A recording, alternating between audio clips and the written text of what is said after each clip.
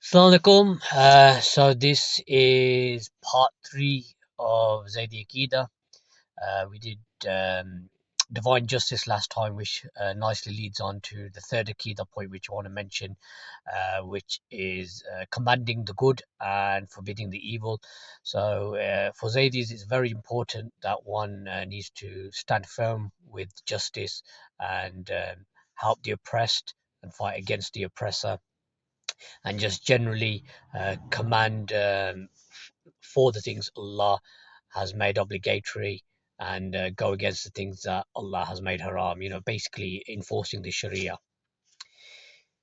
The verse that really emphasizes this that I want to highlight is Surah Baqarah, verse 135. O you who have believed, be persistent in standing firm in justice, witnesses for Allah, even it be against yourselves or parents and relatives, whether one is rich or poor, Allah is more worthy of both.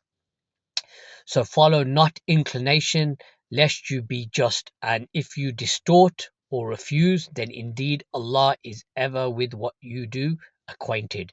So this is a really nice summary of how a Muslim should behave, even if it's against his loved ones or near kin. That justice is always important, and justice is always connected to commanding the good and forbidding the evil. Now, another verse that highlights this is Surah Nisa, verse 2, and cooperate in righteousness and piety, but do not cooperate in sin and aggression, and fear Allah. Indeed, Allah is severe in penalty.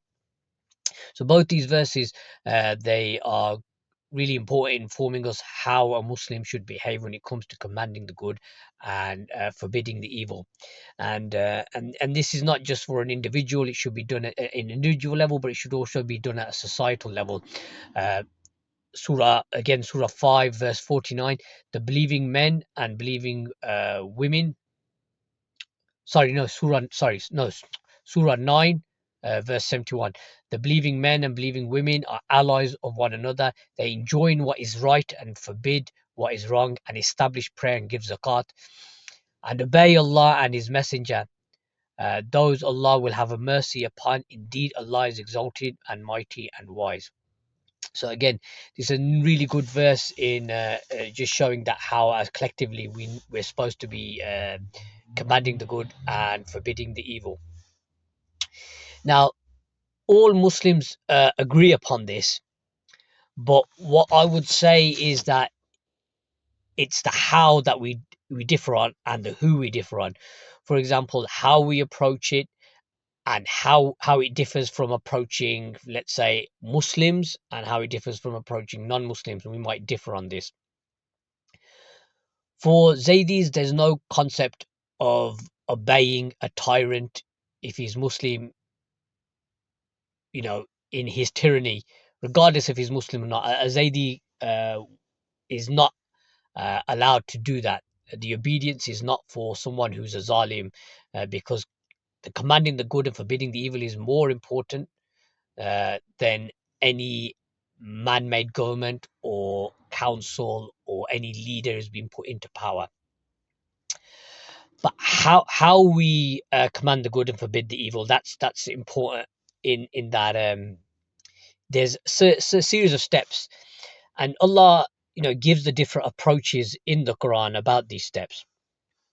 So for example, if you look at a very soft example, Prophet Musa is told how to speak with Pharaoh in Surah 20, verse 44, and speak to him with gentle speech, that perhaps he may be reminded or fear Allah. And it doesn't end there, because we need to be persistent. Yeah, in Surah 66, verse 9, O Prophet, strive against disbelievers and hypocrites and be harsh upon them, and their refuge is hell, and wretched is their destination. So this striving is a continuous striving. You could say, where it says harsh, some people have translated it as be persistent against them.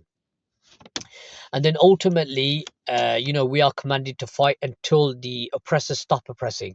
And if you can see this in Surah 49 verse 9, and if two factions among the believers should fight, then make a settlement between the two.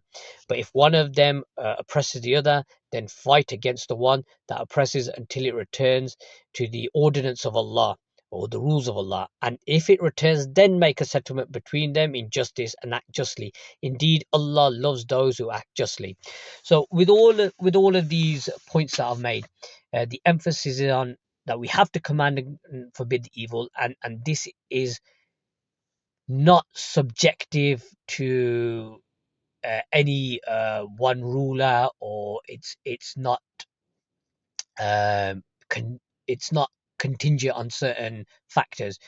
Even if the ruler is a Muslim and he's established some good things in Islam, if he's not ruling by Quran and Sunnah, remember in the previous video we went back to Tawheed Hakimiyya, if he's oppressing, then you have to stand firm. And obviously that standing firm is in steps from being soft all the way to fighting and khuruj. Now, the opponents of Zaydis will often label this as a Khawarij mentality, but the difference is that, the Khawarij, they called the persistent sinner as a kafir. The Zaydis don't say they're a kafir, and that's why we start off with a soft approach, and then we move to a harder approach. So that's all. This one's a bit longer. I think it needed a little bit more detail because, especially of current politics and what's going on. Again, I can go into a lot more detail, but for now, I think that's enough for just the basics of commanding the good and forbidding the evil.